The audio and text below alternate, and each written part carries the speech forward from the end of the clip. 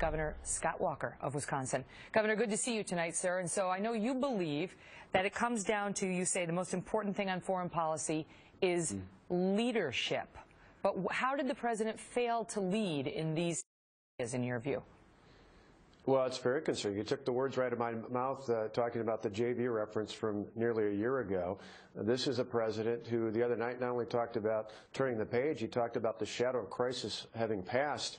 I think any of us who watched what's happened around the world, not just in the last 48 hours, but in the last few weeks in France, anytime you have freedom-loving people anywhere around the world who are under attack by radical Islamic terrorists, it's a threat to all of us, and we need a president who treats that seriously. We send mixed messages to Israel at the same time this administration is seemingly opening its arms to Iran. I think that is a huge mistake, and we need to speak with one voice, aligned with our allies, and ready to speak out against any who would threaten not only American lives, but any other innocent life around the world. Well, let's talk about Iran. Let's talk about Iran. I want the viewers to know that obviously you are considered a possible 2016 GOP presidential candidate, and some have said, well, you know, one of his faults, this is from somebody at UW-Madison, political science professor, says his biggest limitation will be his experience on foreign policy. He didn't serve in the military.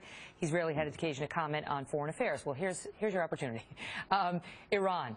What should the president be doing? Because his position is, we're not going to go over and bomb Iran. The American people don't want to bomb Iran. So what is our choice? We should sanction them. We've done that. But before we just keep loading on the sanctions, and while the sanctions we already had on are having some effect, let's sit down, see if we can get them to agree to something. Well, I just don't agree with that. I think you've seen that while we bought them some time, this latest video that you just talked about in the first segment shows exactly why opening the door to relieving sanctions is a bad idea. That's not a Republican or a conservative idea. There are plenty of Democrats in the House and the Senate who share that same sentiment. And the problem I mentioned that you alluded to at the beginning about leadership, it goes back to one of the best examples of leadership in this regard didn't come from a foreign policy expert, at least not early on in his tenure. It came from Ronald Reagan in the early days of his presidency in the early 1980s when he took action against the air traffic controllers. That sent a powerful message, not only domestically, it sent a message around the world, both to our allies, that this president was serious and could be trusted. Equally, if not more importantly, it sent a message to our adversaries at the time, the Soviet Union and Iran, ironically, that this president was serious and they shouldn't mess with him. We need a president who's serious again. How about Yemen? I mean, I think most people realize Yemen is sort of a hot mess. It's not a complete shock that there's anarchy there. And yet the State Department seemed to be very caught off guard about this whole thing in a country where our worst enemy, Al-Qaeda, the Al-Qaeda branch in Yemen is the worst and most lethal, according to the experts, when it comes to America. So why wouldn't we be watching it more carefully, is what the critics say. On the other hand, Governor, on the other hand, how are we supposed to control the internal politics of a country like that? Well, on the first part, though, I think this goes to part of a pattern. Unfortunately, we saw even a little bit in France with that administration that currently in charge as well, where they were tracking some of the very people who appear to be responsible for those awful attacks against innocent individuals there.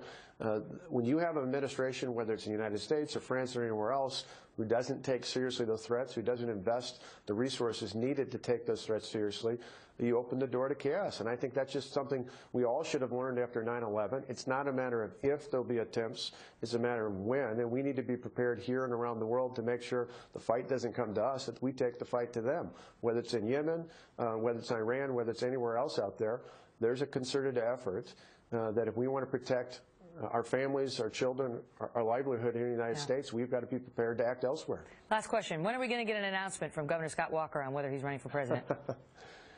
Well, like a lot of other people out there, we're seriously looking at it. One of the reasons why I'm looking at it is much like I did in 2009. I was afraid that my sons were going to grow up in a state that wasn't as great as the one I grew up in.